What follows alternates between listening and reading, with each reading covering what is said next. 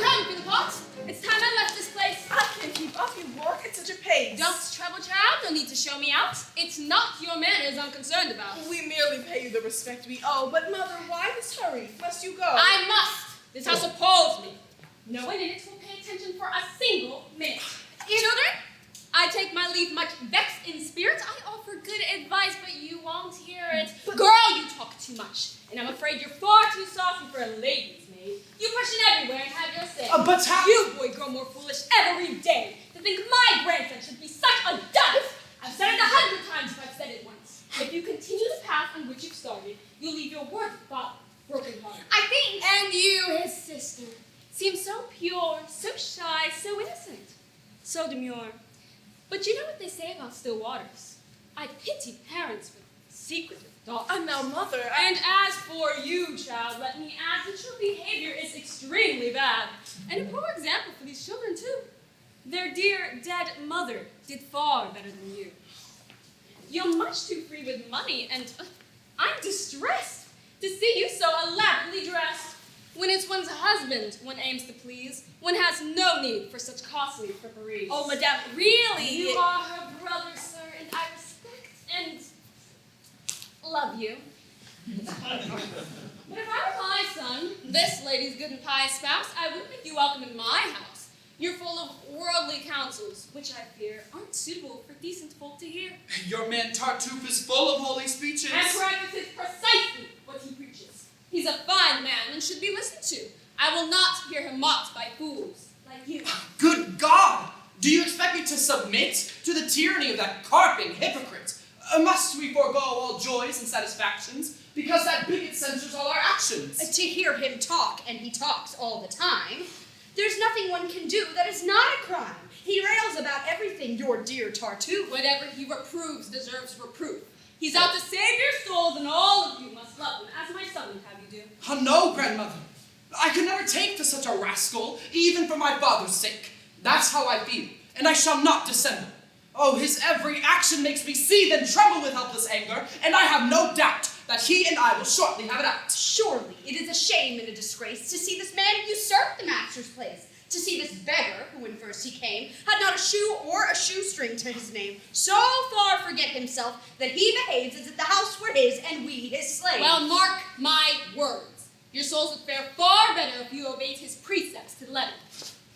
You see him as a saint. I'm far less odd. In fact, I see right through him. He is a fraud. Nonsense! You all regard him with such distaste and fear because he tells you what you loathe to hear, condemns your sins, points out your moral flaws, and humbly strives to further heaven's cause. If sin is all that bothers him, why is it he's so upset when folk drop in to visit?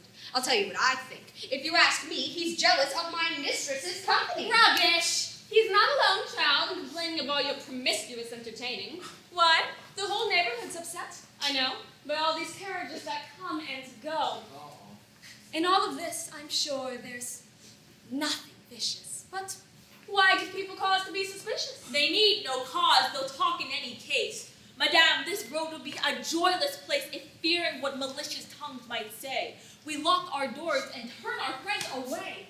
Let's strive to live by conscience clear decree, and let the gossips gossip as they please. If there is talk against us, I know the source. It's Daphne and her little husband, of course. Those who have greatest cause for guilt and shame are quickest to besmirch a neighbor's name. By talking up their neighbor's indiscretions, they seek to camouflage their own transgressions. All that is quite irrelevant. I doubt there's anyone more virtuous and devout than dear our aunt.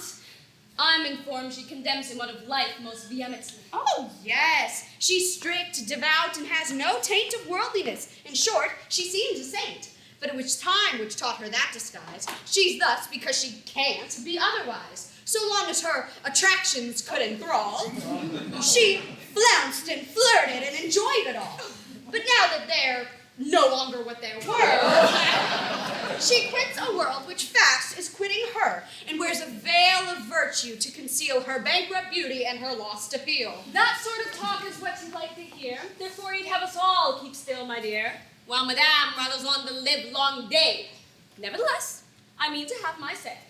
I tell you that you're blessed to have Tartuffe dwelling as my son's guest beneath this roof, that heaven has sent him to forestall its wrath as he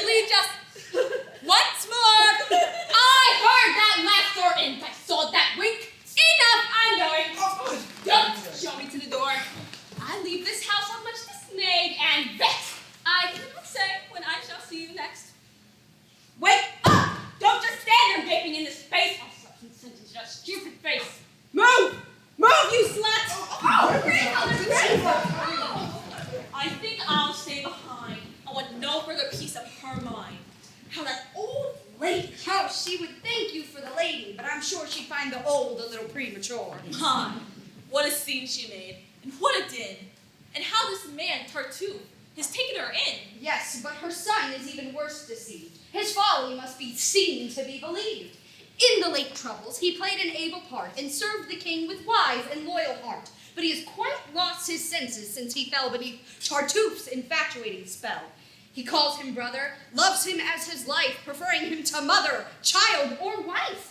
Tartuffe, much pleased to find so easy a victim, has in 100 ways beguiled and tricked him, milked him of money, and, with his permission, established here a sort of inquisition. You did well not to follow. She stood in the door and said verbatim all she'd said before. I saw my husband coming. I think I'd best go upstairs now and take a little rest. I'll wait and greet him here. Then I must go. I've really only time to say hello. Sound him about my sister's wedding, please. I think Tartuffe's against it in that he's been urging father to withdraw his blessing. As you well know, I'd find that most distressing. Unless Valère and my sister can marry, my hopes to marry Valère's sister will miscarry. And I'm determined... He's coming! Oh!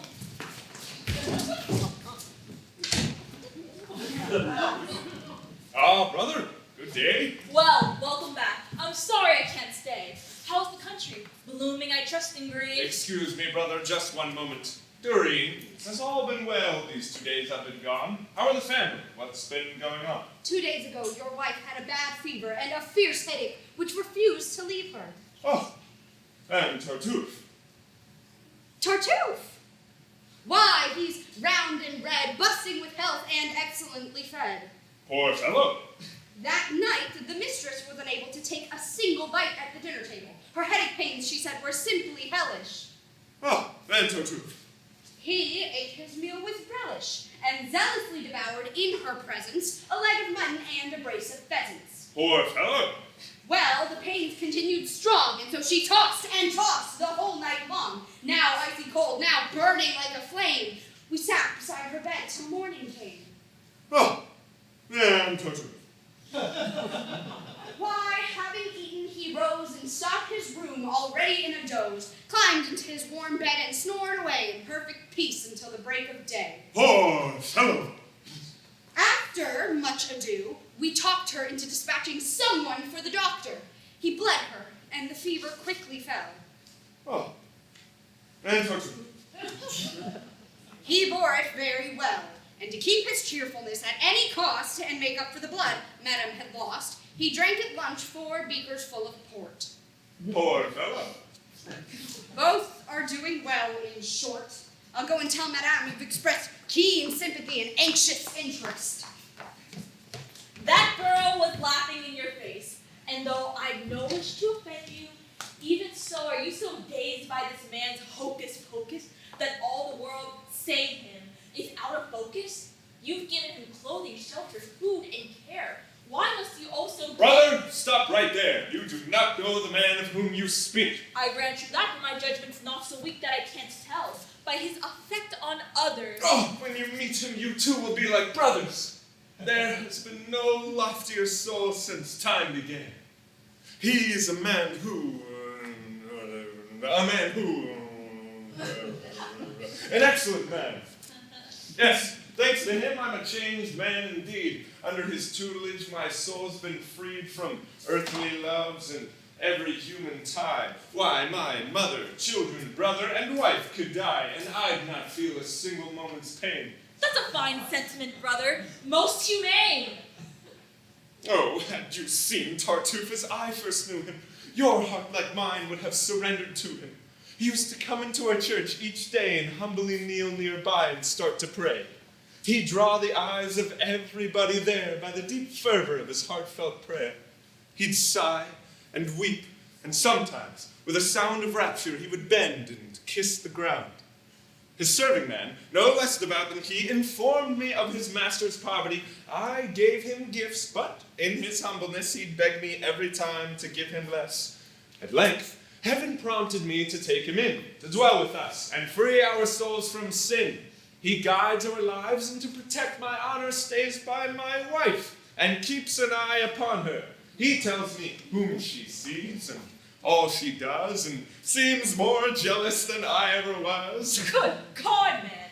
Have you lost your common sense, or is this all some joke at my expense? How can you stand there in all sobriety? Brother, your language savors of impiety. Too much free thinking's made your faith unsteady. And as I've warned you many times already, 'twill get you into trouble before you are through. So I've been told before by folk like you. Being blind, you have all others blind as well. The clear-eyed man you call an infidel. Well. Spare me your warnings, brother. I have no fear of speaking out for you and heaven to hear. Against affected zeal and pious knavery, there's true and false in piety as in bravery. And just as those whose courage shines the most in battle are least inclined to boast, so those whose hearts are truly pure and lowly don't make a flashy show of being holy. There is a vast difference, it seems to me, between true piety and hypocrisy. A passing observation, but it applies. I see, dear brother, that you are profoundly wise, and now claim your place upon the sage's perch. But unlike you, I do my own research. Brother, I don't pretend to be a sage, nor have I all the wisdom of the age. There is just one insight I would dare to claim. I know true and false are not the same, and just as there is nothing I more revere than a soul whose faith is steadfast and sincere, so there is nothing that I find more base than specious piety's dishonest face. Now then, dear brother, is your speech concluded? Why, yes. Your servant, sir. Oh, no, brother, wait. There's one more matter you've agreed of late that young Valere might have your daughter's hand. I did. And set the date, I understand. Quite so. You've now postponed it, is that true? No doubt. The match no longer pleases you? Who knows? Did you mean to go back on your word? I won't say that. Occurred which might entitle you to break your pledge. Perhaps. Why must you hem and haw and hedge? The boy asked me to sound you in this affair. It's been a pleasure. But what shall I tell Valere? Whatever you like. But what have you decided? What are your plans? I plan, sir, to be guided by heaven's will. Come, brother, don't talk rot.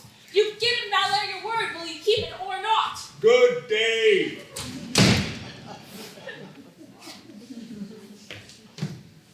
This looks like poor Valere's undoing.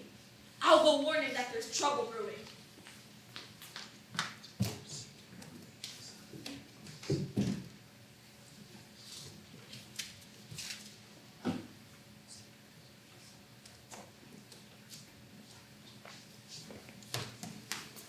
Marianne, Yes, Father? a word with you. Come here.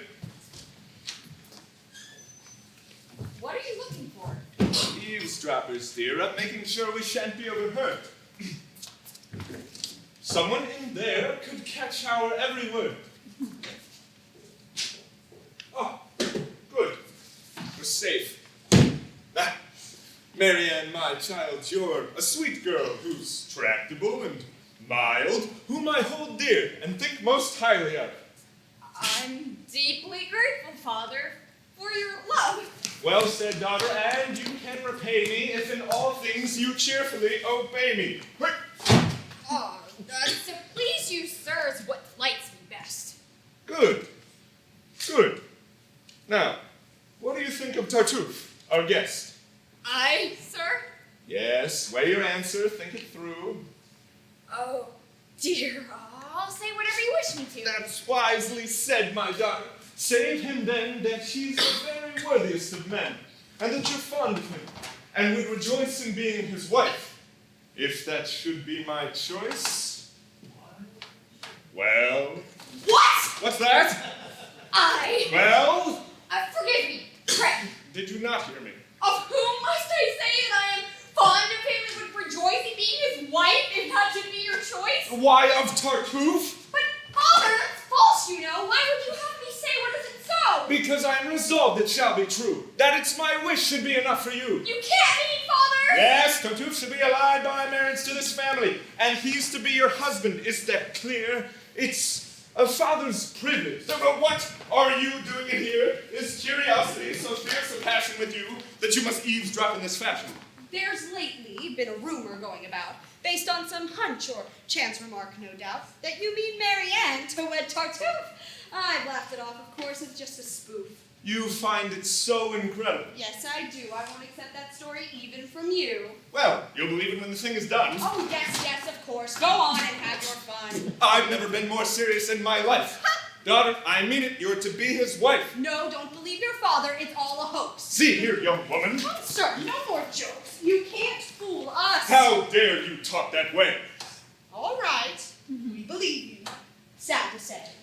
But how a man like you, who looks so wise and wears a mustache of such splendid size, could be as foolish as to... No silence, please. My girl, you take too many liberties. I'm master here, as you must not forget. Let's discuss this calmly. Don't get upset. You can't be serious, sir, about this plan. What should that toad want with Marianne? Praying and fasting ought to keep him busy. And then, in terms of wealth and rank, what is he? Why should a man of property like you pick out a beggar son-in-law? That will do. He lost his fortune, as he says himself, because he cared for heaven alone, and little else. I mean to get him out of his present straits and help him to recover his estates, which, in his part of the world, have no small fame. Poor though he is, he's a gentleman just the same. Yes, so he tells us. And, sir, it seems to me such pride goes very ill with piety. But this approach, I see, has drawn a blank. Let's speak, then, of his person, not his rank.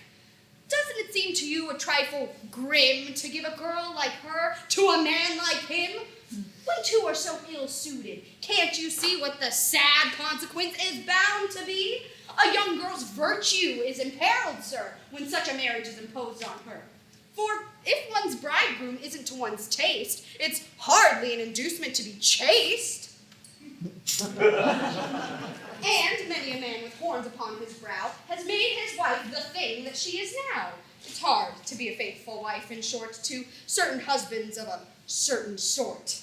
And a father who gives his daughter to a man she hates must answer for her sins at heaven's gates. Think, sir, before you play so risky a role. This servant girl presumes to save my soul. You would do well to ponder what I say. Daughter, we'll disregard this dunderhead. Just trust your father's judgment. Oh, I'm aware that I once promised you to young Valere, but now I hear he gambles, which greatly shocks me. What's more, I've doubts about his orthodoxy. His visits to church, I note, are very few. Would you have him go at the same hours as you and kneel nearby to be sure of being seen? I can dispense with such remarks, Doreen. Tartuffe, however, is sure of heaven's blessing, and that's the only treasure worth possessing. And she'll make him a cuckold, just wait and see. What language? He's a man of destiny. He's made for horns, and what the stars demand, your daughter's virtue surely can't withstand.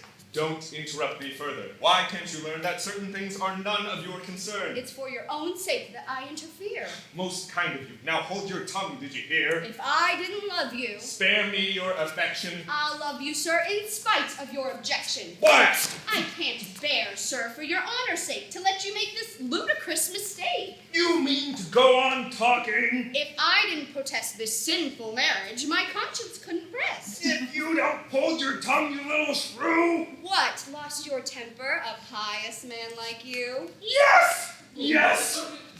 You talk and talk. I'm maddened by it. Once and for all, I tell you to be quiet! Well, I'll be quiet, but I'll be thinking hard. Think all you like, but you had better guard that saucy tongue of yours, or I'll...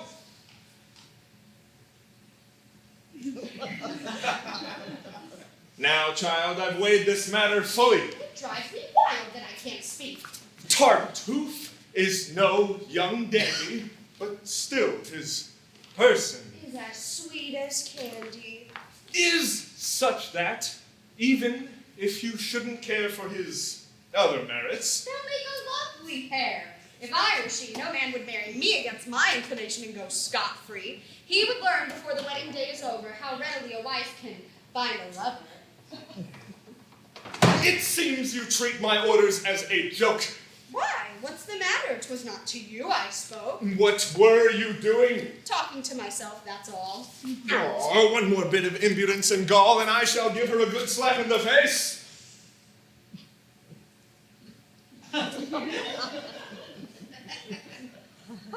Daughter, you shall accept, and with good grace, the husband I've selected, your wedding day. Why don't you talk to yourself? I have nothing to say. Come, just one word. No, thank you, sir. I'll pass. Come, speak. I'm waiting. I'd not be such an ass.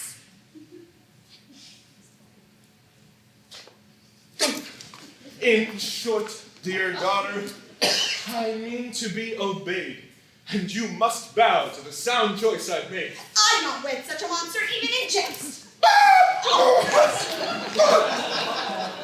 Daughter, that maid of yours is a thorough pest. She makes me sinfully annoyed and meddled. I can't speak further, my nerves are too unsettled. She so upset me by her insolent talk. I'll calm myself by going for a walk.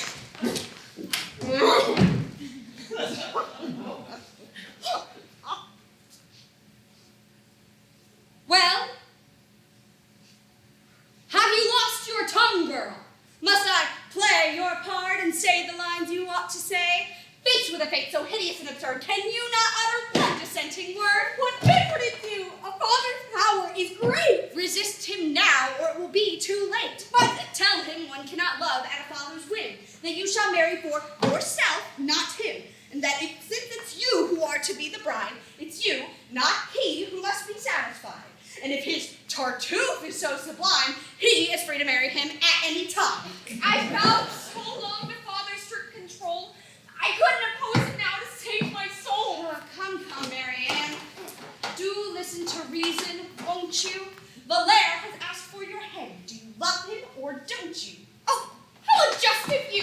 What can you mean by asking such questions, dear Doreen? You know the depth of my affection for him. I told you 100 times how I adore him. I don't believe in everything I hear. Who knows if your professions were sincere? They were, Doreen, and you do me wrong to doubt it. Heaven knows I've been all too frank about it. You love him then. Oh, more than I can express. And he, I take it, cares for you no less. I think so. And you both with equal fire burn to be married. That is our one desire. What of Tartuffe then? What of your father's plan? I'll kill myself if I'm forced to wed that man. I hadn't thought of that recourse. How splendid. Just die and all your troubles will be ended. A fine solution. Oh, it maddens me to hear you talk about self-pitying king.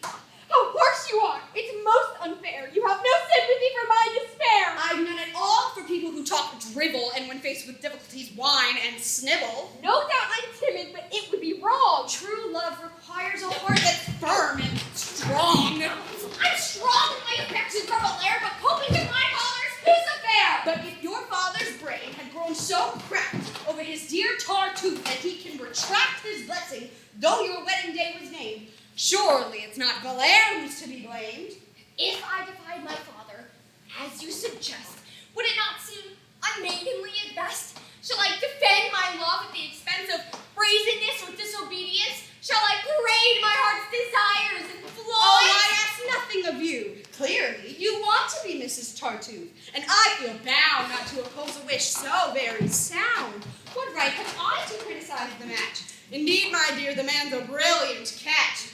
Mr. Tartuffe. Now there's a man await. Yes, Mr. Tartuffe, I am bound to state, is quite the person who's not to be denied. 'Twill be no little thing to be his bride. The world already rings with his renown. He's a great noble in his native town. Oh, he has beards of red, he has a pink complexion, and all in all, he'll suit you to perfection. Oh, dear God! Oh, how triumphant you will feel at having caught a husband so ideal. Oh, do stop teasing and use your cleverness to get me out of this appalling mess. Advise me, I'll do whatever you say. Oh, no, a dutiful daughter must obey her father, even if he weds her to an ape. You've a bright future. Why struggle to escape your husband? Doreen, you turn my blood to ice. Stop torturing me and give me your advice. Your servant, madam. Doreen! No, you deserve it. This marriage must go through. Doreen, I beg of you! No! Not Tartuffe. You know I think him. Tartuffe's your cup of tea, and you shall drink him.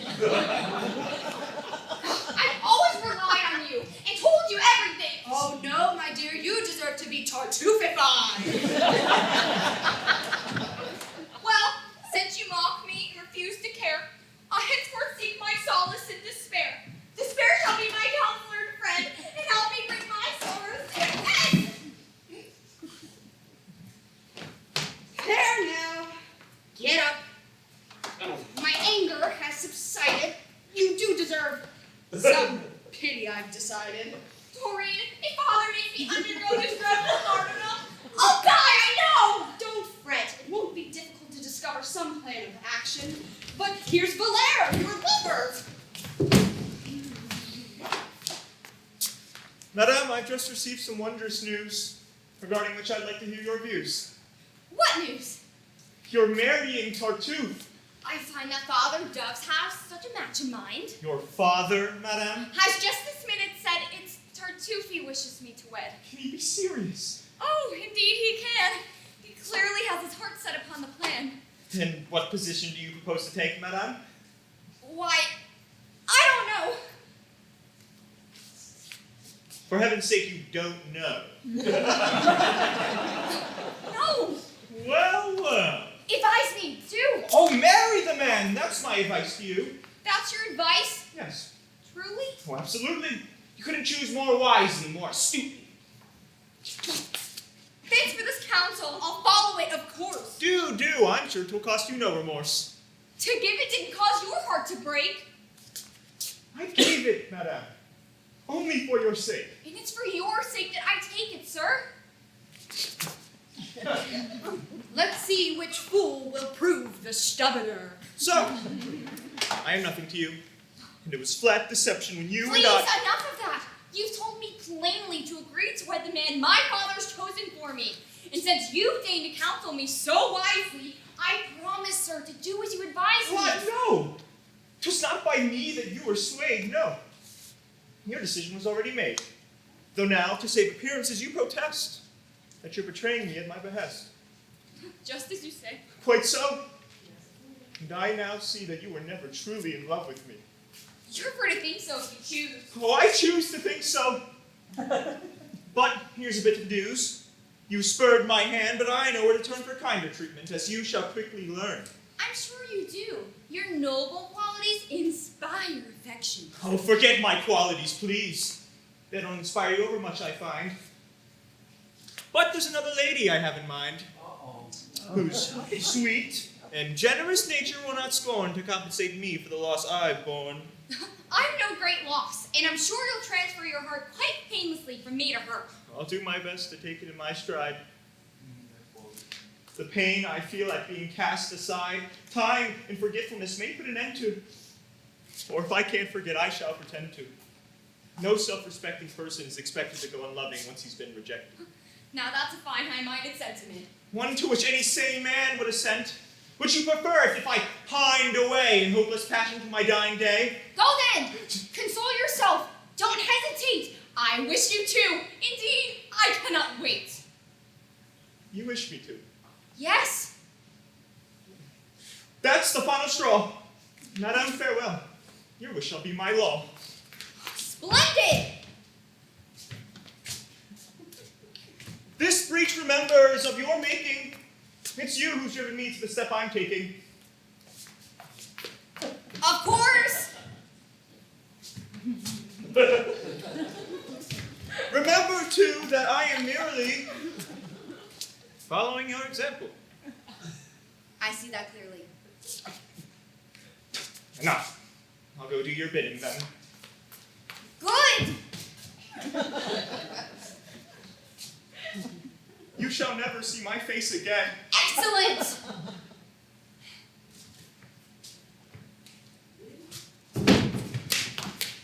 Yes? What? What's that? What did you say? Nothing, you're dreaming. Ah. Well, I'm on my way. Farewell, Madame. Farewell. If you ask me, both of you are as mad can be. Do stop this nonsense now. I've only let you squabble so long to see where it would get you. Come there, dearest Valere. What's this, Doreen? Come here. No. My heart's too full of spleen. Don't hold me back. Your wish must be obeyed. Stop. It's too late now. My decision's made. Oh, pooh. He hates the sight of me. That's plain. I'll go and so deliver him from pain. And now you run away. Get back here. No, nothing you say will keep me here. Let's go! She cannot bear my presence, I perceive. Spare her further torment, I shall lose. Oh, again, sir, you shall not run away. Don't you try it. Both of you come here. Stop fussing and be quiet. What do you want of me? What is the point of this? We are going to have a little armistice. Now, weren't you silly to get so overheated? Didn't you see how badly I was treated? Aren't you a simpleton to have lost your head? Didn't you hear the hateful things he said? You're both great fools. Her sole desire, Valere, is to be yours in marriage. On that I swear. He loves only you and wants no wife but you, Marianne. On that I'll stake my life. Then why he advised me so, I cannot see. On such a question, why ask advice of me? You're impossible. Give me your hands. Yours first. Why? And now a hand from you. What are you doing? Oh. There. A perfect fit. You'll suit each other better than you'll admit. Come, don't be so haughty. Give a man a little kindness, won't you, Marianne? Lovers, I'll tell you, they're completely mad. Now come, confess to me that you were very bad to hurt my feelings as you did just now. I have a just complaint you must allow. And you must allow that you were most unpleasant. Oh, let's table that discussion for the present. Your father has a plan which must be stopped. Advise us then what means must we adopt. We'll use all manner of means, and all at once. Your father's addled. He's acting like a dunce. Therefore, you'd better humor the old fossil. Pretend to yield to him. Be sweet and docile. And then postpone as often as necessary the day of which you've agreed to marry. You'll thus gain time. Time will turn the trick. Sometimes, for instance, you'll be taken sick, and that will seem good reason for delay. Or some bad omen will make you change the day. If all else fails, no man can marry you unless you take his ring and say, I do. But now let's separate. If they should find us talking here, our plot might be divined. Go and tell your friends of what's occurred, and have them urged to keep her father's word. Meanwhile, we'll stir her brother into action and get Elmire as well to join on our faction. Goodbye. Though each of us will do his best, it's your true heart on which my hopes are rest. Regardless what father may decide, none but Valere shall claim me as his bride. Oh, how those words content me. Come what will. Oh, lovers, their tongues are never still. Be off now. One last word. No time to chat. You leave by this door, and you leave by that.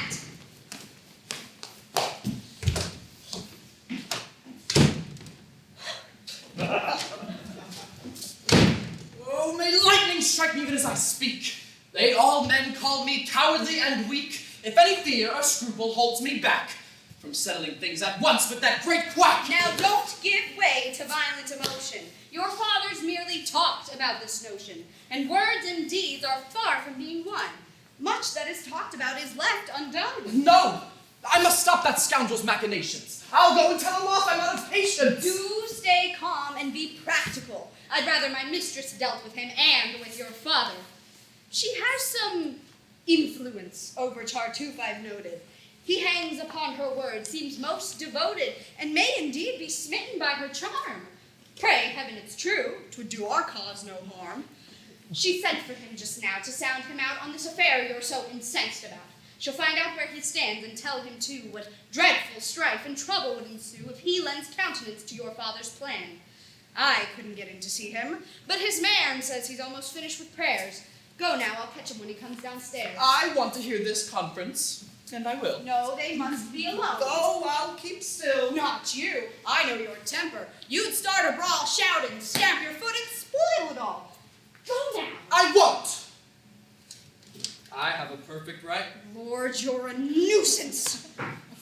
He's coming. Get out of sight. Whoa!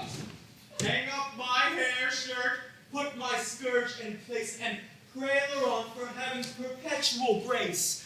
I'm going to the prison now to share my last few coins with the poor wretches there. What affectation. What a fake. You wish to see me? Yes. For mercy's sake, please take this handkerchief before you speak. What? Girl, cover the bosom. The flesh is weak and unclean thoughts are difficult to control. Such sights as that might undermine my soul. Soul, it seems, has very poor defenses, and flesh makes quite the impact on your senses. It's strange that you're so easily excited. My own desires are not so soon ignited. And if I saw you naked as a beast, not all your hide would tempt me in the least. Girl! Speak more modestly. Unless you do, I shall be forced to take my leave of you. Oh, no, it's I who must be on my way. I've just one little message to convey. Madam is coming down, and begs you, sir, to wait and have a word or two with her. Gladly. That had a softening effect. I think my guess about him was correct. Will she be long? Oh, no, that's her step, I hear. Oh, here she is, and I shall disappear. May heaven, whose infinite goodness we adore, preserve your body and soul forevermore, and bless your days, and answer thus the plea of one who is its humblest votary. I thank you for that pious wish, but please, do rise and let's be more at ease. I trust you are once more well and strong. Ah, yes. The fever didn't last for long. My prayers are too unworthy, I am sure, to have gained from heaven this most gracious cure. But lately, madam, my every supplication has had object for your recuperation.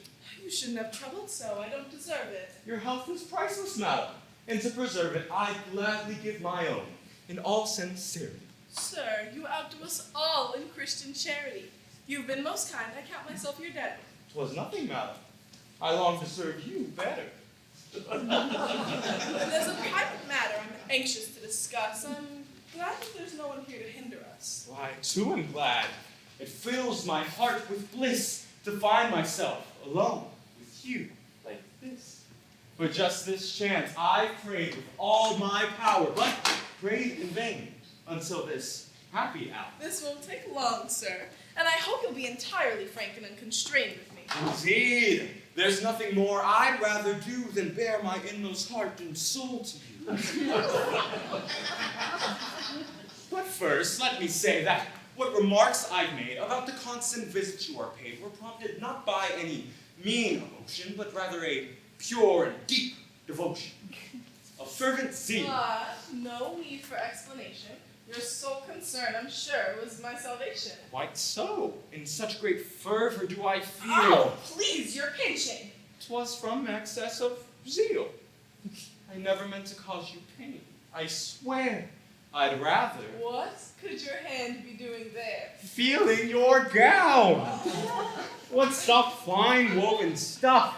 Yes, I'm extremely ticklish, that's enough. My, what lovely lacework on your dress. The workmanship's miraculous, no less. I've not seen anything to equal it. Yes, quite. Now let's talk business for a bit. They say my husband needs to break his word and give his daughter to you, sir. Had you heard? He did once mention it, but I confess I dream of a different happiness. It's elsewhere, madam, that my eyes discern the promise of that bliss for which I yearn. I see. You care for nothing here below. Well, my heart's not made of stone, you know. All your desires mount heavenward, I'm sure, in scorn of all that's earthly and impure. A love of heavenly beauty does not preclude a proper love of earthly pulchritude. Our senses are quite rightly captivated by perfect works our Maker has created. Some joys, it's true, cling to all that heaven has made. In you, all heaven's marvels are displayed. On that fair face, such beauties have been lavished. The eyes are dazzled, the heart is ravished. How can I look on you, O flawless creature, and not adore the author of all nature? It is, I know, presumptuous on my part, to bring you this poor offering of my heart, and it's not my merit, heaven knows, but your compassion on which my hopes repose. You are my peace, my solace, my salvation. On you depends my bliss or desolation. I bide your judgment, and as you think best, I shall be either miserable or blessed. Your declaration is most gallant, sir, but don't you think it's out of character? You'd done better to restrain your passion and think before you spoke in such a fashion. It ill becomes a pious man like you. I may be pious, but I am human too. With your celestial charms before his eyes, a man has not the power to be wise. I know such words sound strangely coming from me, but I'm no angel, nor was I meant to be. And if you blame my passion, you must needs reproach the charms on which it feeds. Your loveliness I no sooner seen than you became my soul's unrivaled queen. If, in compassion, for my soul's distress, you'll stoop to comfort my unworthiness, then I'll raise to you, in thanks for that sweet manna, and endless hymn, an infinite hosanna. With me, of course, there need be no anxiety, no fear of scandal or of notoriety. These young court gallants, who all the ladies fancy, are vain in speech, action rash, and chancy. When they succeed in love, the world soon knows it. No favors granted them, but they disclose it. Men of my sort, however, love discreetly. One may trust our reticence completely. Oh! My keen concern for my good name ensures the absolute security of yours. In short, I offer you, my dear Elmire, love without scandal, pleasure without fear. I've heard your well-turned speeches to the end, and what you urge I clearly apprehend. Are you not afraid that I may take the notion to tell my husband of your warm devotion? And supposing that he were duly told, his feelings toward you might grow rather cold. I know, dear lady, that your exceeding charity will lead your heart to pardon my temerity, that you'll excuse my violent affection as human weakness, human imperfection, and that, oh fairest, you will bear in mind that I'm but flesh and blood, and am not blind. Some women may do otherwise, perhaps, but I will be discreet about your lapse. I'll tell my husband nothing of what's occurred if, in return, you'll give me your solemn word to advocate as forcefully as you can the marriage of Valère and Marianne, renouncing all desire to dispossess another of his rightful happiness. And No! Will not hush up this vile affair. I heard it all inside that closet there. Oh, where heaven, in order to confound the pride of this great rascal, prompted me to hide. Oh, now I have my long-awaited chance to punish his deceit and arrogance and give my father clear and shocking proof of the black character of his dear Tartuffe. no, dummy. I will be content if you will study to deserve my leniency. I promise silence, don't make me break my word. To make a scandal would be too absurd. Good wives laugh off such trifles and forget them. Why should they tell their husbands and upset them? You have your reasons for taking such a course, and I have reasons too, of equal force. To spare him now would be insanely wrong. I've swallowed my just wrath for far too long, and watched this insolent bigot bringing strife and bitterness into our family life. Too long he's meddled in my father's affairs, thwarting my marriage hopes, and poor Valère's. Oh, it's high time my father was undeceived. Oh, and now I've proof that can't be disbelieved. Proof that was furnished me by heaven above. It's too good not to take advantage of. Now is my chance, and I deserve to lose it, if for one moment I hesitate to use it. Dummy! No! I must do what I think right. Oh, madam, my heart is bursting with delight, and say what you will, I shall not consent to lose the sweet revenge on which I'm bent. I'll settle matters without more ado. And here, most opportunely, is my cue. Hello, Father! I'm glad you could join us. Allow me to advise you on some fresh news, which doubtless will surprise you. You have now just been repaid with interest for your loving kindness to our guest. He's proven his warm and grateful feelings towards you. It's with a pair of horns he would reward you. Yes, I caught him with your wife and heard his whole adulterous offer. Every word. Oh, she, with her all too gentle disposition, would not have informed you of this proposition. But I shall not make terms of brazen lechery, and feel that not to tell you would be treachery. And I hold that one's husband's peace of mind should not be spoiled by tattle of this kind. These are my sentiments, dummy, and I wish that you had heeded me and held your peace. Can it be true, this dreadful thing I hear? Yes, brother. I'm a wicked man, I fear. A wretched sinner, all depraved and twisted, the greatest villain that has ever existed. My life's one heap of crimes which grows each minute. There's not but foulness and corruption in it. And I perceive that heaven, outraged by me, has chosen this occasion to mortify me. Charge me with any deed you wish to name. I'll not defend myself, but take the blame. Believe what you are told, and drive Tartuffe like some base criminal from beneath your roof. Yes, drive me hence, and with a parting curse, I shan't protest, for I deserve far worse. You deceitful boy! How dare you try to stain his purity with so foul a lie? Are you so taken in by such a bluff? Did you not hear? Enough, you rogue! Enough! Brother, let him speak. You're being unjust. Believe his stories. The boy deserves your trust. Why, after all, should you have faith in me? How can you tell what I might do or be? Is it my good action that you base your favor upon? Do you trust my pious face? No. Don't be deceived from hollow shows. I'm far, alas, from being what men suppose. Though the world takes me as a man of worth, I'm truly the most worthless man on earth. Yes, my dear son, speak out now. Call me the chief of sinners, a wretch, a murderer, a thief. Load me with the names men most abhor. I'll not complain. I've earned them all and more.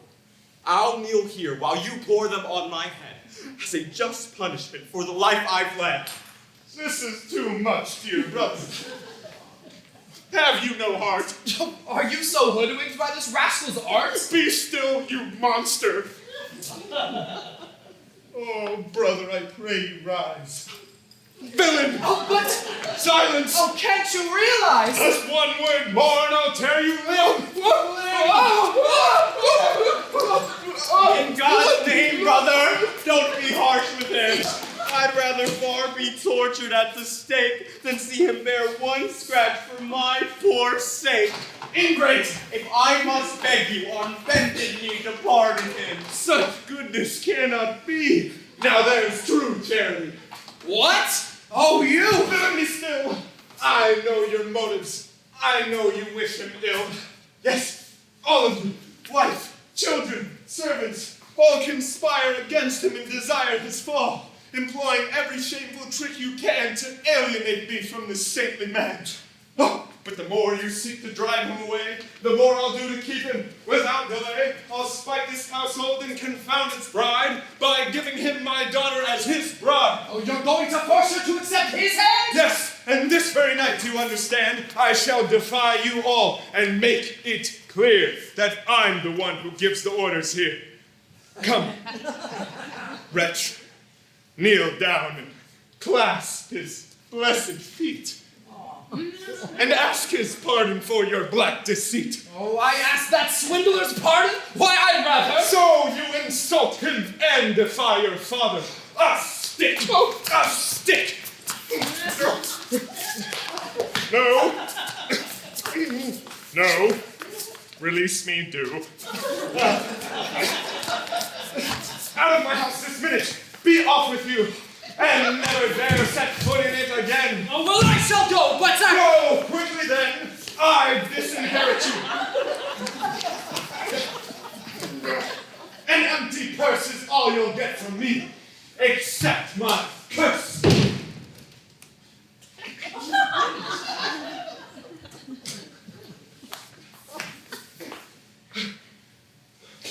How he blasphemed your good name.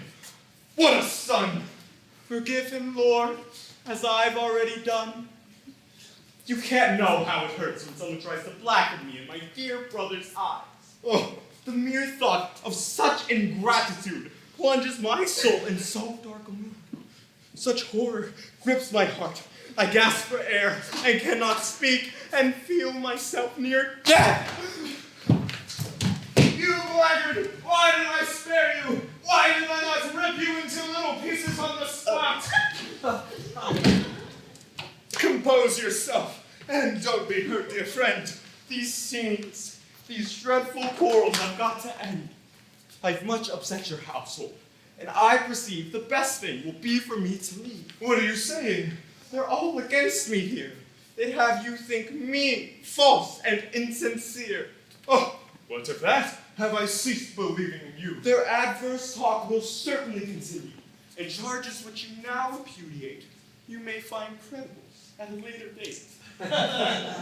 No, brother, never. Brother, a wife can sway her husband's mind in many a subtle way. No, no. To leave at once is the only solution.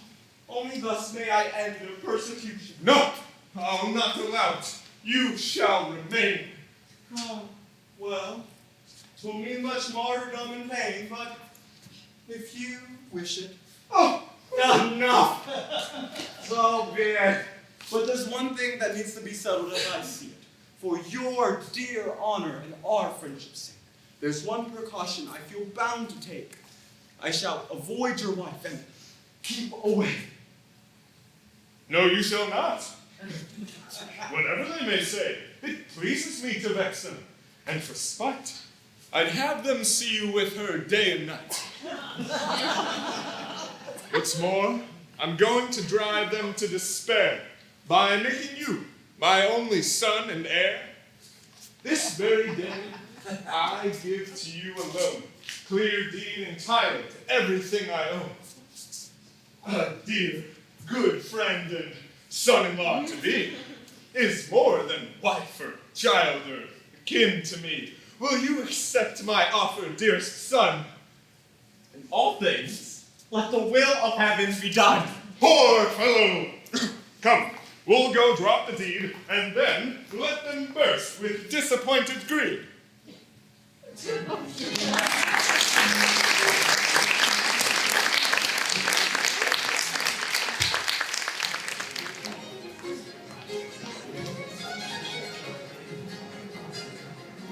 Yes, all the town's discussing it, and truly their comments do not flatter you unduly. I'm glad we met, sir, and I'll give you my view of this sad matter in a word or two. As for who's guilty, that I shan't discuss. Let's say it was Dami who caused the fuss. Assuming then that you have been ill-used by young Dami and groundlessly accused, ought not a Christian to forgive, and ought he not stifle every vengeful thought? Alas, for my part, I should take great joy in doing so. I've nothing against the boy. I pardon all. I harbor no resentment. To serve him would afford me much contentment. But heaven's interest will not have it so. If he comes back, then I shall have to go. After his conduct, so extreme, so vicious, our further intercourse would look suspicious. God knows what people would think. Why, they described my goodness to him as a sort of bribe. Your reasoning is badly warped and stretched, and these excuses, sir, are most far-fetched. Why put yourself in charge of heaven's cause? Does heaven need our help to enforce its laws? Leave vengeance to the Lord while we live. Our duty is not to punish, but forgive. Again, sir, let me say that I've forgiven Dami and thus obeyed the laws of heaven. But I am not commanded by the Bible to live with one who smears my name with libel. Were you then commanded, sir, to indulge the whim of poor Oregon and encourage him in transferring to your name a large estate to which you have no claim? Would never occur to those who know me best to think I acted from self-interest. The treasures of this world I quite despise. Their specious glitter does not charm my eyes. And if I've resigned myself to taking this gift my dear brother insists on making, I do so only as he well understands, lest so much wealth fall into wicked hands, lest to those whom it may descend in time, turn it to purposes of sin and crime, and not as I shall do, make use of it for heaven's glory and mankind's benefit. Forget these trumped-up fears. Your argument is one the rightful heir might well resent. It is a moral burden to inherit such wealth, but give me a chance to bear it. Would it not be a decent thing to beat a generous and honorable retreat, rather than let the son of the house be sent for your convenience into banishment? Sir, if you wish to prove the honesty of your intentions... Sir, It is 3:30. I've certain pious duties to attend to, and hope my prompt departure won't offend you. Damn! Stay, sir, and help Mary Ann, for heaven's sake. She's suffering so, I fear her heart will break. Her father's planned to marry her off tonight, with the poor child in a desperate plight.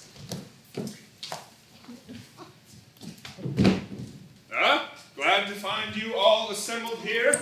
This contract, child, contains your happiness, and what it says, I think your heart can guess. Sir, by the heaven that finds me here distressed, and by whatever else can move your breast, do not employ your father's power.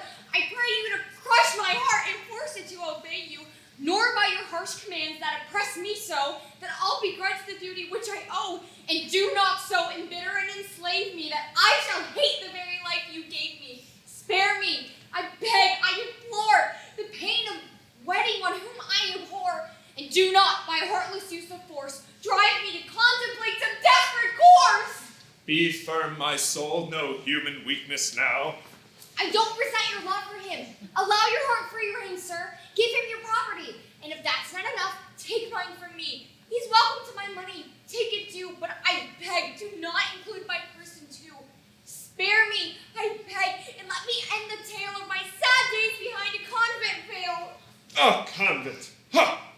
When crossed in their amours, all lovesick girls have the same thought as yours. Get up. The more you loathe the man and dread him, the more ennobling it will be to wed him. Marry Tartuffe and mortify your flesh. Enough. Don't start that whimpering afresh. But why? Be still there. Speak when you're spoken to. Not one more bit of impudence out of you. If I may offer a word of counsel here. Brother, in counseling you have no peer. All your advice is forceful, sound, and clever. I don't propose to follow it, however. I am amazed and don't know what to say. Your blindness simply takes my breath away. You are indeed bewitched to take no warning from our account of what occurred this morning. Madame, I know a few plain facts. One is that you are partial to my rascal son. Hence, when he sought to make Tartuffe the victim of a base lie, you dared not contradict him. But you underplayed your part, my pet. You should have looked more angry, more upset. When men make overtures, must we reply with righteous anger and a battle cry? Must we turn back their amorous advances with sharp reproaches and with fiery glances? Myself, I find such offenses merely amusing, and make no scenes and fusses in refusing. I find the polite and cool rebuff discourages a lover quite enough. I know the facts, and I shall not be shaken. I marvel at your power to be mistaken. Would it, I wonder, carry weight with you, if I could show you that our tale was true? Show me. Yes? Rot. Come. What if I found a way to make you see the facts as plain as day? Nonsense. Do answer me, don't be absurd. I'm not now asking you to take my word. Suppose that from some hiding place in here, you learn the whole sad truth by eye and ear. What would you say of your good friend after that? Why, I'd say nothing. By Jehoshaphat. It can't be true. You've too long been deceived, and I'm quite tired of being disbelieved.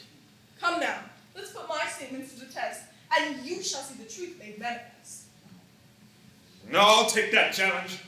And now do your uttermost. We'll see how you make good your empty boast. Send him to me. He's crafty. It may be hard to catch the cunning scoundrel off his guard. No.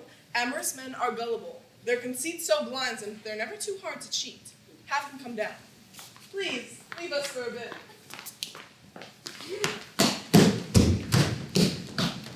Pull up this table and get under it.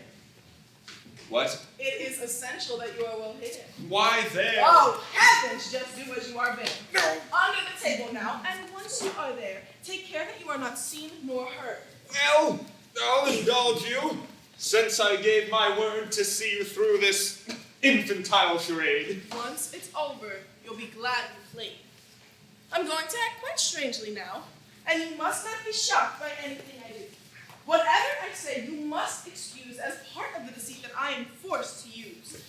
My sweet speech is in the task of making that impostor drop his mask. I'll give encouragement to his bold desires and furnish the fuels of his amorous fires.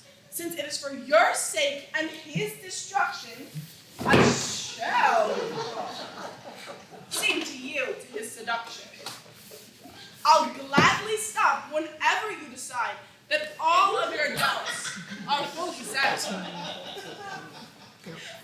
count on you, that once you've seen the sort of man he is, to intervene, and not expose me to his odious lust one moment longer than you feel you must. Remember, you are to save me from my plight whenever... Hush, he's coming. Keep out of sight. You wish to have a word with me, I'm told.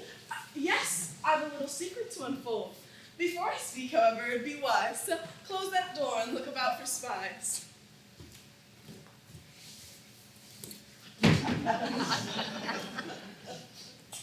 The very last thing to do now is a repetition of this morning's rap.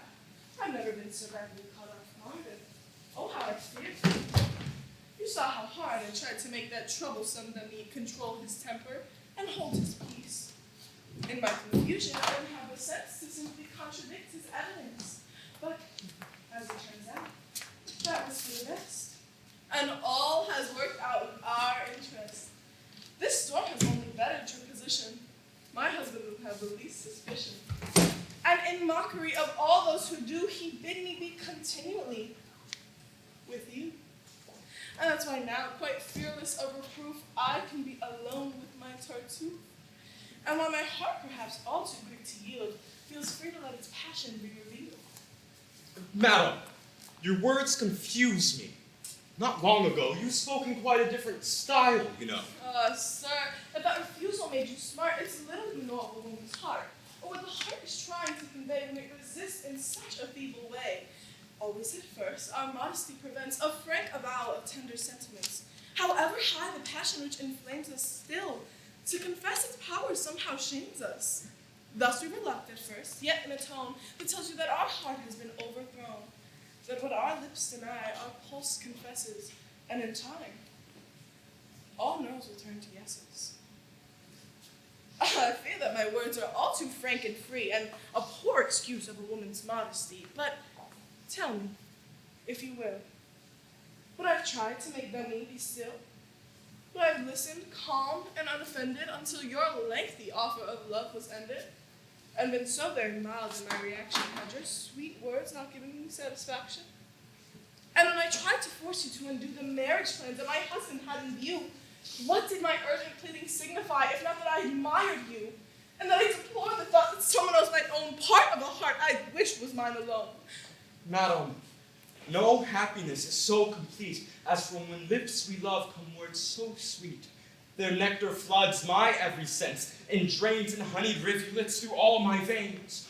To please you is my joy, my only goal. Your love is the restorer of my soul. And yet, I must beg leave now to confess some lingering doubts as to my happiness. Might this not be a trick? Might not the catch be you wish for me to break off the match with Marianne and so have fame to love me? I shan't quite trust your fond opinion of me until the feelings you've expressed so sweet are demonstrated somewhat more concretely. And you have shown by certain kind concessions that I may put my faith in your professions. Oh, why be in such a hurry? Must my heart exhaust its bounty at the very start to make that sweet admission cost me dear? But you'll not be content, it would appear, until my store of favors is dispersed from the last farthing at the very first. The less we merit, the less we dare to hope. With our doubts, mere words can never cope. We trust no promised bliss till we receive it. Not till the joy is ours can we believe it. I, who so little merit your esteem, can't credit this fulfillment of my dream. And shan't believe it, madam, until I savor some palpable assurance of your favor. My, how tyrannical your love can be, and how it flutters and perplexes me. Come, must you hound and harry me to death? Can you not give me time to catch my breath? Can it be right to press me with such force? Give me no quarter, show me no remorse, and take advantage of your stern insistence of the fond feelings that weaken my resistance. Well, if you look with favor upon my love, why then begrudge me some clear proof thereof? Oh, but how can I consent without offense to heaven, oh, which you hold such reverence? If heaven is all that holds you back, do not worry. I can remove that hindrance in a hurry. Nothing of that sort need obstruct our path. Must one not be afraid of heaven's wrath? Madam, forget such fears and be my pupil, and I shall teach you how to conquer scruple. Some joys, it's true, are wrong in heaven's eyes, yet heaven is not adverse to compromise. Assuage my keen desires, and feel no dread. The sin, if any, shall be on my head.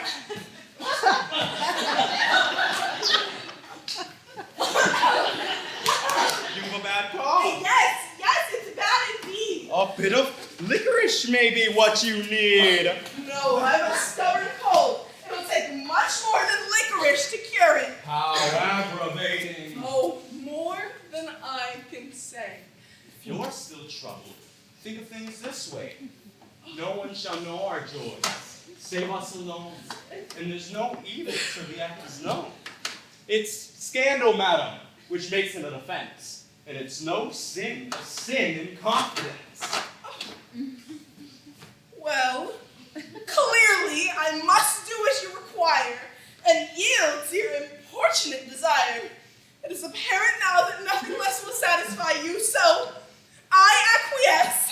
To go so far is much against my will. I'm vexed it should come to this.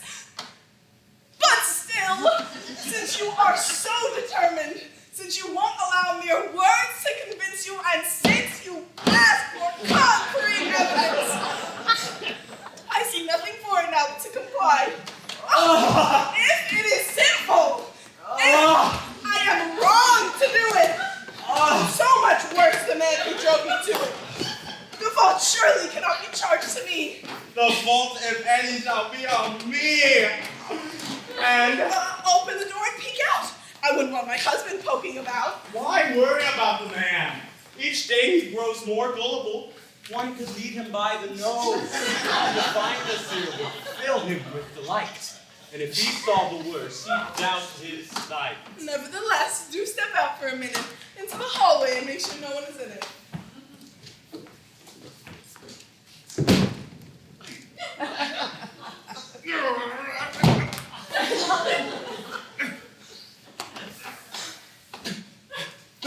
That man's a perfect monster, I must admit. I'm simply stunned.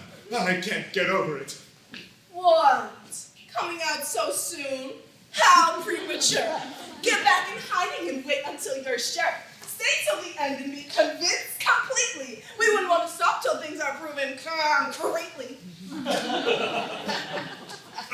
Hell never harbored anything so vicious. Tut, don't be hasty. Try to be judicious.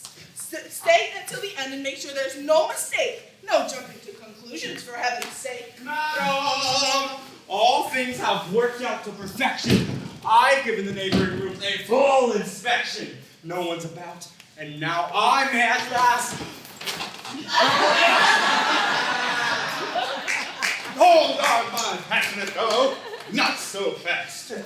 I should advise a little more restraint. Well, so you thought you'd fool me, my dear saint. How soon you wearied of the saintly life. Wedding my daughter, coveting my wife. I've long suspected you. Then had a feeling that soon I'd catch you at your double dealing. Just now you've given me evidence galore. It's quite enough. I've no wish for more. I'm sorry I treated you so slyly, but circumstances forced me to be wily. Brother, you can't think. No more talk from you. Just out of this household without more ado. What I intended. That seems fairly clear. Spare me your falsehoods and get out of here. No, I'm the master. You're the one to go. This house belongs to me. I'll have you know, and I shall show you that you can't hurt me with this contemptible conspiracy. That those who cross me know not what they do, and that I mean to expose and punish you. Avenge offended heaven, and make you grieve that ever you dared order me to leave.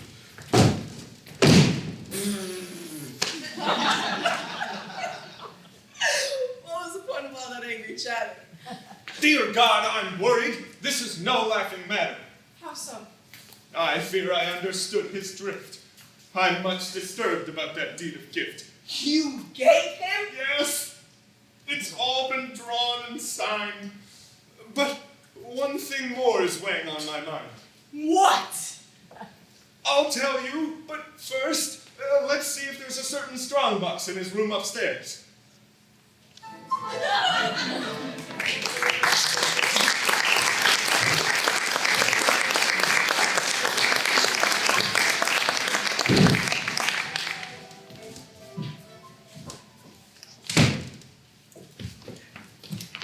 Where are you going so fast? God knows! Then wait. Let's have a conference and deliberate on how the situation is to be met. That strongbox has me utterly upset. This is the worst of many, many shocks. Is there some fearful mystery in that box? My poor friend Argos brought that box to me with his own hands in utmost secrecy. 'Twas on the very morning of his flight. It's full of papers which, if they came to light, would ruin him. Or such is my impression. Then why did you let it out of your possession? Those papers vexed my conscience, and it seemed best to ask the counsel of my pious guest. The cunning scoundrel got me to agree to leave the strongbox in his custody, so that in case of an investigation, I could employ a slight equivocation and swear I didn't have it, and thereby, at no expense to conscience, tell a lie. It looks to me as if you're out on a limb, trusting him with that box and offering him that deed of gift were actions of a kind which scarcely indicate a prudent mind. With two such weapons, he does have the upper hand, and since you're vulnerable as matters stand, you've erred once more in bringing him to bay. You should have acted in some subtle way. Just think of it. Behind that fervent face, a heart so wicked and a soul so base, I took him in, a hungry beggar, and then, enough! By God, I'm through with pious men. Henceforth, I'll hate the whole false brotherhood and persecute them worse than Satan could. Ah, there you go, extravagant as ever. Why can you not be rational? You never manage to take the middle course, it seems, but jump instead between absurd extremes. You've recognized your recent mistake in falling victim to a pious faith. Now, to correct that error, must you embrace an even greater error in its place? Be cautious in bestowing admiration and cultivate a sober moderation. And it is best to err if err one must, as you have done upon the side of trust. Father, I hear that scoundrel's utter threats against you, that he pridefully forgets. It's true, my boy. I'm too distressed for tears. Oh, leave it to me, sir. Let me trim his ears. Faced with such insolence, we must not waver. Oh, I shall rejoice in doing you the favor of cutting short his life and your distress. What a display of young hot-headedness. Do learn to moderate your fists of rage. In this just kingdom, this enlightened age, one does not settle things by violence. I hear strange tales of very strange events. Yes, strange events which these two eyes beheld. The man's ingratitude is unparalleled. I saved a wretched pauper from starvation, house him, and treat him like a blood relation, shower him every day with my largesse, give him my daughter and all that I possess, and meanwhile, the unconscionable knave tries to induce my wife to misbehave. Then, not content with such extreme rascality, now threatens me with my own morality, and aims, by taking base advantage of the gifts I gave him out of Christian love, to drive me from my house, a ruined man, and make me end a pauper as he began. Poor fellow. No, myself. I'll never bring myself to think him guilty of such a thing. How's that? The righteous always were maligned.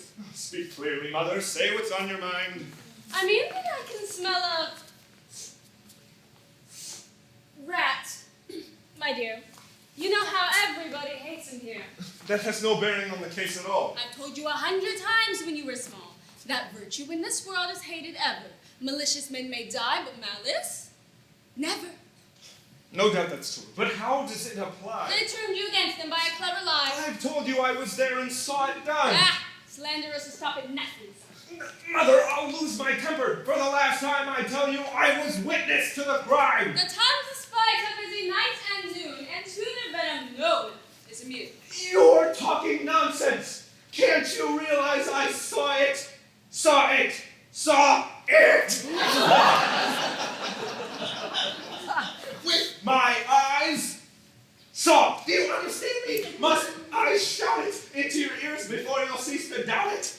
Appearances can deceive. Dear me, we cannot always judge by what we see. Drat! Drat!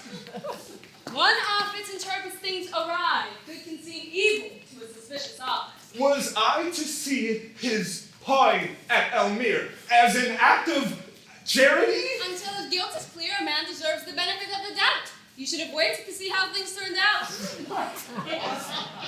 Great God in heaven! What more proof did I need? Was I to sit there watching until he... You drive him to the brink of impropriety. No, no. A man of such surpassing piety cannot do such a thing. You cannot shake me, I don't believe it, and you cannot make me. You vex me so that if you weren't my mother, I'd say to you... some dreadful thing or other. It's your turn now, sir, not to be listened to. You wouldn't trust us, and now she won't trust you. My friends, we're wasting time which should be spent in facing up to our predicament. I fear that scoundrel's threats weren't made in sport. Do you think he'd have the nerve to go to court? I doubt he will. They find it all too crude a case of swindling and ingratitude. Don't be too sure. He wouldn't be at a loss to give his claims a high and righteous gloss. And clever rogues with far less valid cause have trapped their victims in a web of laws. I say yet that to antagonize a man so strongly armed was most unwise. I know it, but the man's appalling cheek outraged me so I couldn't control my pique. I wish to heaven that we could devise some truce between you, or some compromise. If I'd known the cards he'd held, I'd not rouse his anger with my little plot.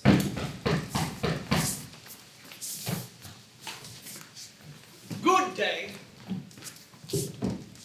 Dear sister, kindly let me see your master. He's involved with company and cannot be disturbed just now, I fear. I hate to intrude, but what has brought me here will not disturb your master. In any event, indeed, my news will make him most content. Your name? Just say that I bring greetings from Monsieur Tartuffe, on whose behalf I've come. Sir, he's a very gracious man and bears a message from Tartuffe, which he declares will make you most content. Upon my word, I think this man had best be seen and heard. Perhaps he has some settlement to suggest. How shall I treat him? What manner would be best? Control your anger. And if he should mention some fair adjustment, give him your full attention.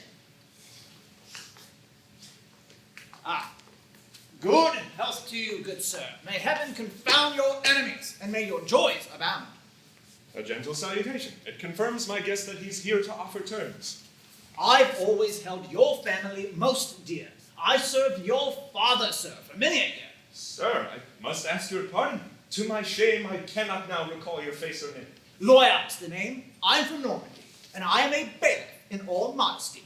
For 40 years, praise God, it has been my humble boast to serve with honor in that vital post, and I am here today, if you will permit me the liberty to serve you with this writ.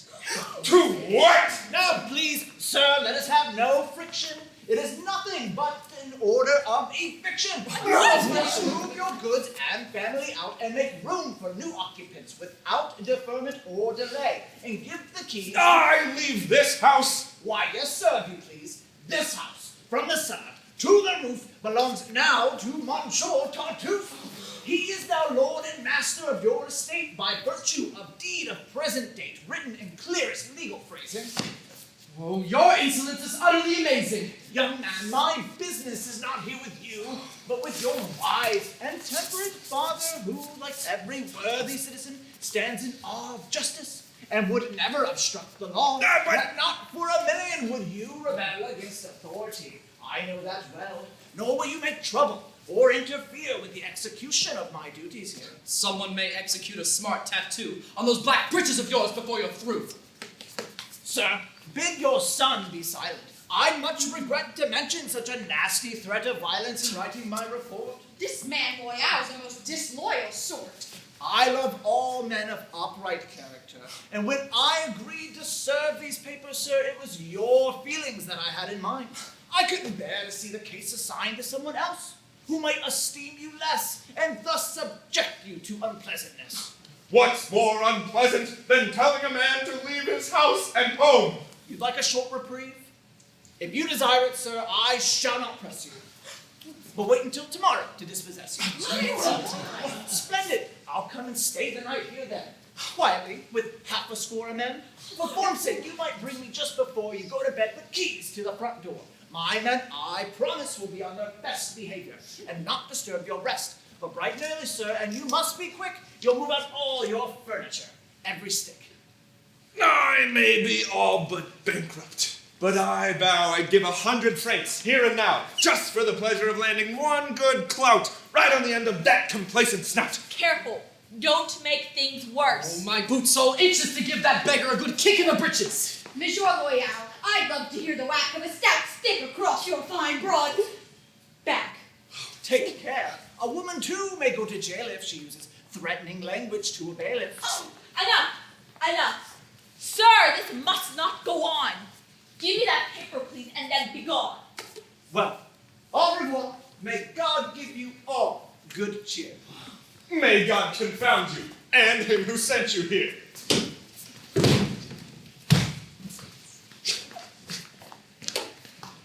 Now, mother, was I right or not?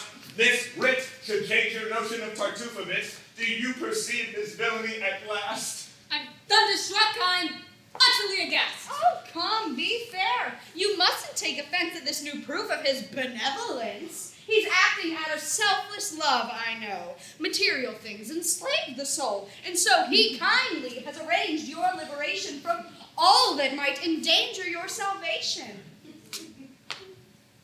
Will you not ever hold your tongue, you dunce? Come. You must take some action, and at once. Go tell the world of the low trick he tried. The deed of gift will sure be nullified by such offenses in public rage. Will not permit the wretch to carry out his plot. Sir, oh, I hate to bring more bad news. Such is the danger that I cannot choose. A friend who's extremely close to me knows my interest in your family. It's for my sake presume to violate the secrecy that's due to things of state. And send me word that you are in a plight, in which your one salvation lies in flight. What? That scoundrel who's opposed upon you so denounced you to the king. An hour ago. And as supporting evidence displayed a strongbox of a certain renegade, whose papers, so he testified, you had disloyally agreed to hide. I don't know which charges may be pressed, but there's a warrant out for your arrest. Tartuffe is instructed furthermore to guide the arresting officer to your door. My carriage is outside to take you hence. This money should cover all expense. Let's lose no time, or you shall be undone. Sole defense in this case is to run. I shall go with you all the way, place you in a safe refuge to which they'll never trace you. Alas, dear boy, I wish I could show you my gratitude for everything I owe you, but now's not the time. I pray the Lord I may live to give you your reward. Oh, farewell, my dears. Be careful. Gently, sir. Gently. Stay right where you are. No need for haste. Your lodging isn't far. You're off to prison by order of the prince. This is the crowning blow, you wretch, and since it means my total ruin and defeat, your villainy is now at last complete. You needn't try to provoke me. It's no use. Those who serve heaven must expect abuse. You are indeed most patient, sweet and blameless. How he exploits the name of heaven, it's shameless. Your taunt and mockeries are all for naught. To do my duty is my only thought. Your love of duty is most meritorious, and what you've done is little short of glorious. All these are glorious, madam, which obey the sovereign prince who sent me here today. I rescued you when you were destitute. Have you forgotten that, you thankless brute? No, I well remember everything. But my first duty is to the king.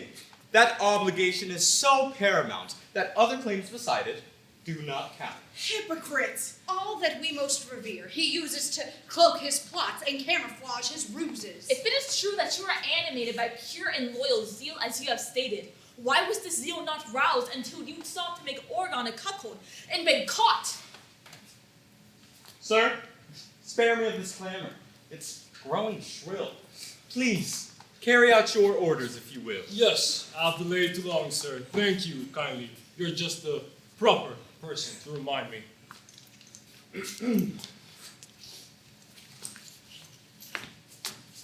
Come, you're off to join the other boarders in a dank prison, according to his orders. Who? I? Sir? Yes, To prison! This can't be true. I owe an explanation, but not to you. Sir, everything is well. Rest easy and be grateful. We serve a prince to whom all sham is hateful. A prince who sees into our innermost hearts and can't be fooled by any trickster's arts. The king soon recognized Tartuffe as one notorious by another name who's done so many vicious crimes that one could fill 10 volumes with them and be writing still. But to be brief, our sovereign was appalled by this man's treachery towards you, which he called the last worst villainy of a vile career, and begged me to follow the impostor here to see how gross his impudence could be, and force him to restore your property.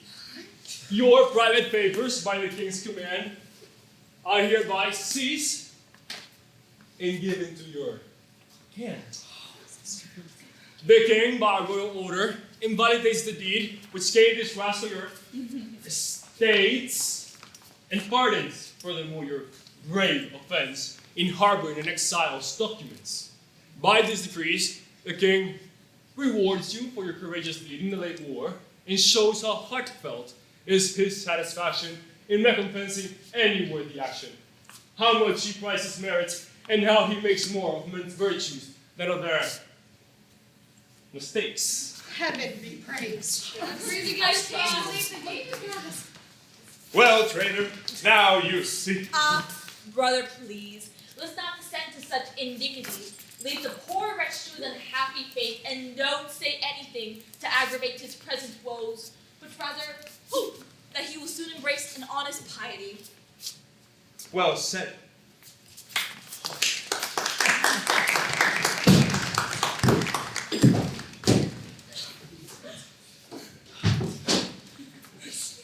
Let's go at once, and gladly kneeling, express the gratitude which all are feeling. And then, when that first great duty has been done, we'll turn with pleasure to a second one, and give Valet, whose love has proven so true, the wedded happiness which is his due.